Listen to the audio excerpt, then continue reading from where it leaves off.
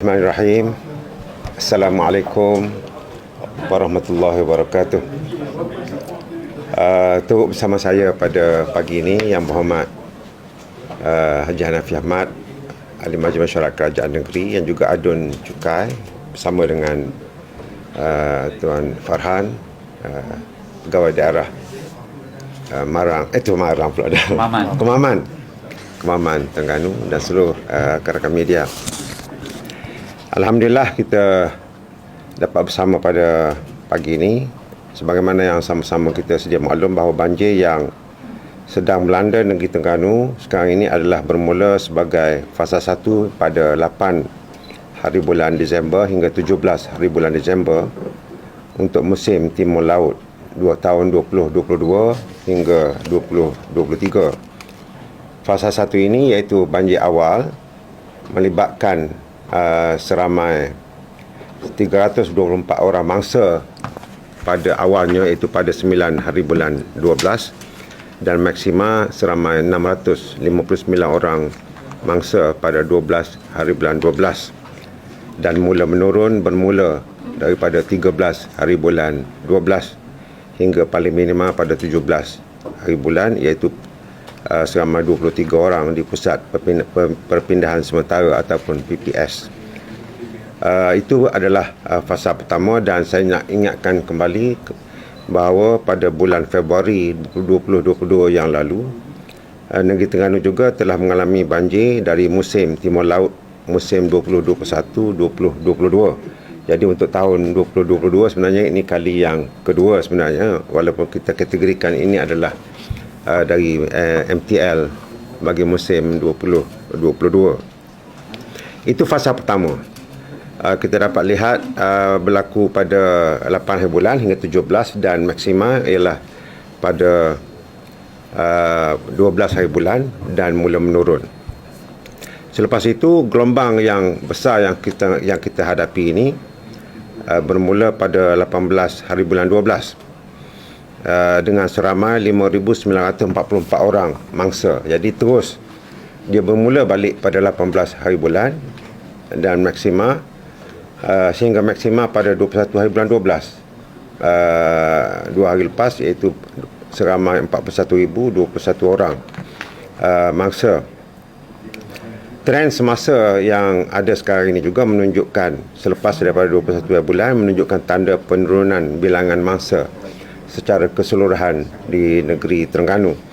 Dan maklumat yang kita dapat dalam tempoh 24 jam ini, daripada 8 pagi semalam kemarin hingga 8 pagi pada hari ini, berlaku pengurangan yang agak ketara dari segi jumlah mangsa, di mana mangsa berkurang daripada selepas 24 jam semalam hingga pagi ini, berkurang 10,336 sudah mampu untuk balik. Keluarga juga berkurang menjadi iaitu 2,895 keluarga dah boleh pulang, dan bilangan PPS yang berkurang daripada dalam tempoh 24 jam ini menjadi berkurang sebanyak 75. Dan secara keseluruhan untuk negeri Terengganu pada 8 pagi ini kita mempunyai 25,895 orang mangsa, iaitu di semua daerah dengan 181 PPS. Minta air itu. Jadi alhamdulillah kita dapat menyaksikan berlaku penurunan, dan juga pemantauan di sungai juga yang dijalankan oleh Jabatan Pengairan dan Saliran menunjukkan berlaku penurunan, kecuali stesen di Sungai Ping yang masih mendata pada jam pagi tadi. Jadi yang lain-lain telah menunjukkan berlaku penurunan yang ketara. Saya juga ingin mengambil kesempatan pada pagi ini untuk mengucapkan setinggi-tinggi terima kasih kepada seluruh jentera dan agensi-agensi kerajaan, kaki tangan kerajaan, serta ahli-ahli yang berhormat, dan juga JPKK dan anggota masyarakat yang turut sama membantu meringankan bebanan mangsa-mangsa yang berpindah. Walaupun kita sedar kita berdepan dengan cabaran yang luar biasa pada kali ini oleh kerana cuaca yang sangat ekstrim. yang tidak pernah kita hadapi dalam sejarah kita di negeri Terengganu ini. Dan hujan yang turun dengan sebegitu lebat telah menyumbang kepada keadaan banjir yang sangat ekstrim pada kali ini, dan kita juga mengakui bahawa di sana sini ada kelemahan dalam pengurusan kita, walaupun kita bersedia, walaupun perbincangan mesyuarat untuk sedia menghadapi banjir ini dijalankan secara berkala dan jauh lebih awal daripada sebelum ini, tapi cuaca yang sangat ekstrim, hujan yang sangat ekstrim ini telah mengatasi perancangan kita, sehingga ada tempat-tempat tertentu yang tidak mampu dicapai oleh penyelamat dengan aset-aset yang ada daripada polis, daripada bomber dan sebagainya, sehingga terpaksa meminta bantuan daripada pihak luar, daripada syarikat luar yang beroperasi di negeri Terengganu ini untuk membantu menyelamat mangsa-mangsa. Dan sudah tentu di situ ada keadaan di mana mangsa-mangsa yang terlewat memperolehi pak makanan oleh kerana ada tempat perpindahan PPS ini yang asalnya dijadikan PPS terpaksa juga ditutup dan dipindahkan ke tempat baru akibat daripada keadaan yang begitu ekstrim ini. Jadi ini memberikan satu cabaran yang sangat besar kepada seluruh agensi-agensi yang terlibat menguruskan banjir pada kali ini. Jadi segala kekurangan dari segi pengurusan itu sekiranya ini adalah kelemahan daripada pihak kami, pihak kerajaan. Saya mengambil kesempatan untuk memohon berbanyak maaflah daripada mangsa-mangsa, dan kita cuba perbaiki di masa-masa yang akan datang. Pada pagi ini juga saya mengambil kesempatan untuk menyastakan rasa kesal saya yang tidak terhingga juga kerana saya tidak dapat bersama dengan mangsa-mangsa banjir di lapangan, terutamanya untuk tempoh daripada 18 hingga 21 hari bulan.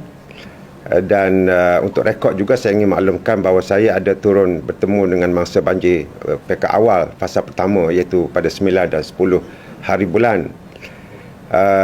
Oleh kerana saya tidak dapat bersama dengan mangsa banjir pada tempoh 18 hingga 21, iaitu waktu yang kritikal, peak, waktu yang kemuncak ini, saya juga ingin mengambil kesempatan pada hari ini untuk memohon jutaan kemaafan dari seluruh mangsa dan rakyat negeri Terengganu di atas apa yang telah berlaku.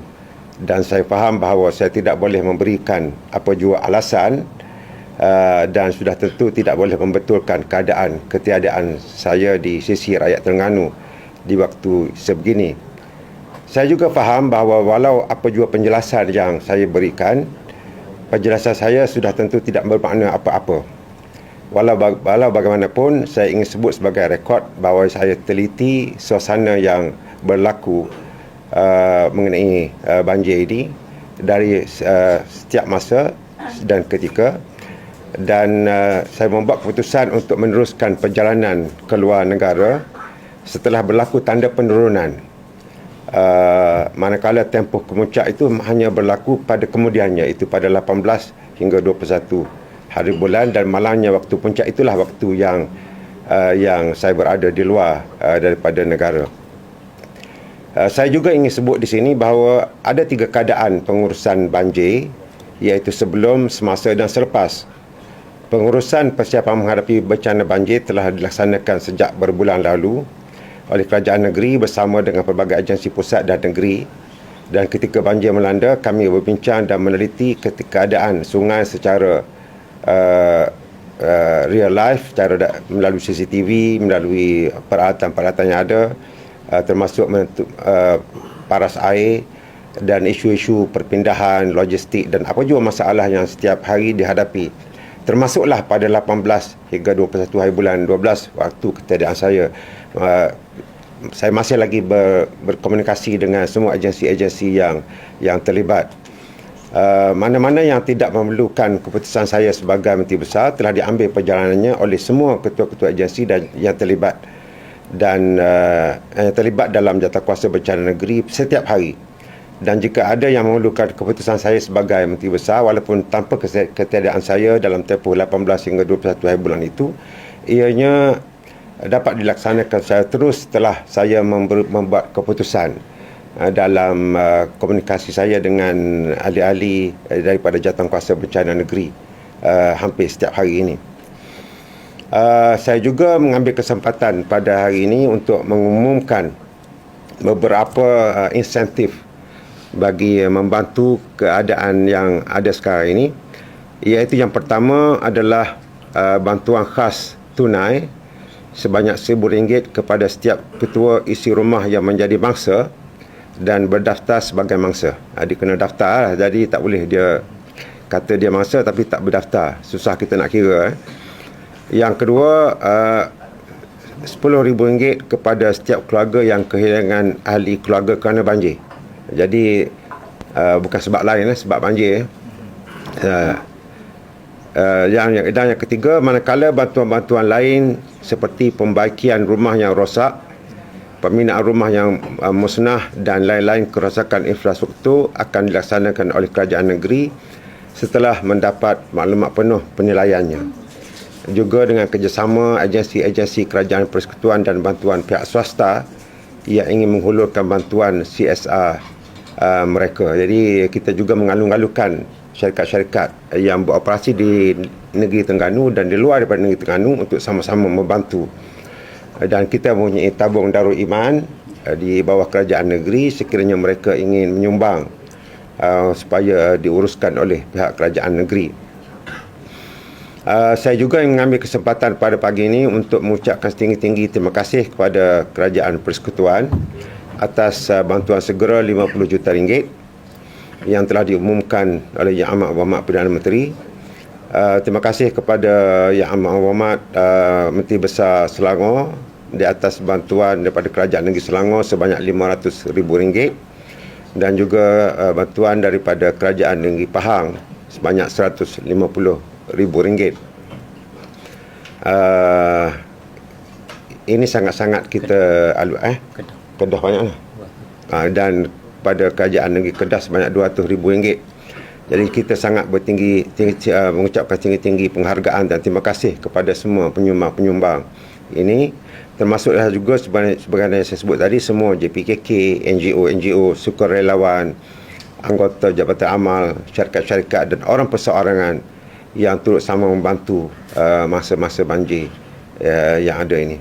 Dan semoga Allah jualah yang mampu untuk membalas segala kebaikan amal yang telah dilaksanakan itu dengan kebaikan yang berpanjangan, insya-Allah. Jadi saya rasa itu sajalah apa yang saya nak sampaikan kepada semua. Sedikit soalan Datuk Seri. Ya. Ada dua tiga soalan juga. Projek-projek banjir untuk kawasan selalu banjir macam mana cakap Datuk Seri? Bila masalah banjir ni akan dapat diatasi lah?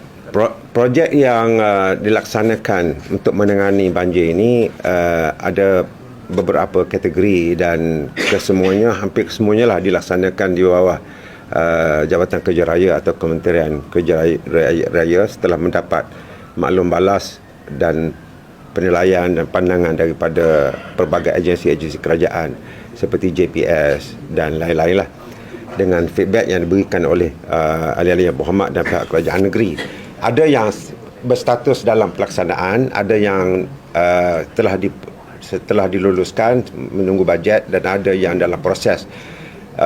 Ada pelbagai projek-projek yang terlibat ini. Ada yang pada pandangan kerajaan negeri perlu disegerakan dan tidak perlu ditunggu, dan ada yang perlu digunakan dana-dana khas daripada pihak kerajaan persekutuan umpamanya. Jadi saya memohon sangat-sangatlah supaya pihak agensi-agensi kerajaan persekutuan yang ada di negeri Terengganu ini, JKR, JPR dan sebagainya, berbincang kembali dengan kementerian-kementerian masing-masing supaya mempercepatkan pelaksanaan projek-projek ini.